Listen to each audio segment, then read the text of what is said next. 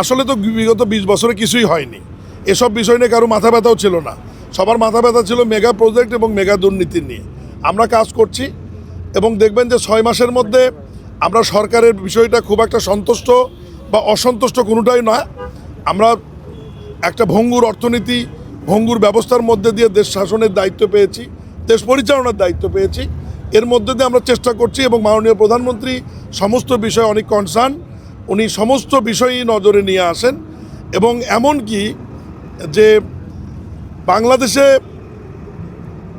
সৃষ্টি হয় দুবলা ঘাস, যেটি মাটিকে ধরে রাখে, এটা নিয়েও প্রধানমন্ত্রী গতকাল মিটিং করেছে আমাদেরকে নিয়ে। রেল বিভাগ, সড়ক বিভাগ, পানি উন্নয়ন বোর্ড এবং স্থানীয় সরকার বিভাগ, ত্রাণ বিভাগকে নিয়ে, যাতে রাস্তার দুই পাশে দুবলা ঘাসগুলি লাগালে রেইন কাটে মাটি যাতে ধসে না যায় এবং ব্লকের মতো ব্যয়বহুল খরচ যাতে করতে না হয়।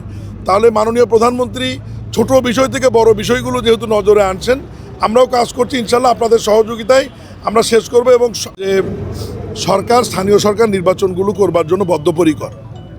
চলতি অর্থ বছরের যে বাজেট, সেই বাজেটের মধ্যে এই অর্থ ধরা আছে এবং সিটি কর্পোরেশন, পৌরসভা, উপজেলা, জেলা পরিষদ ও ইউনিয়ন পরিষদ এই 5টি নির্বাচন করতে সরকারের প্রায় 6,000 কোটি টাকার প্রয়োজন হবে। ইতিমধ্যেই আমরা নির্বাচন কমিশনকে এ ব্যাপারে প্রস্তুতি নেওয়ার জন্য অনুরোধ করেছি। নির্বাচন কমিশন প্রস্তুতি নিচ্ছে। নির্বাচন কমিশনের প্রস্তুতি শেষ হলে অর্থ বিভাগ, স্থানীয় সরকার মন্ত্রণালয় এবং নির্বাচন কমিশন আমরা যৌথভাবে বসে কোন নির্বাচনটি আগে হবে, কোনটি পরে হবে, এটা আমরা নির্ধারণ করব।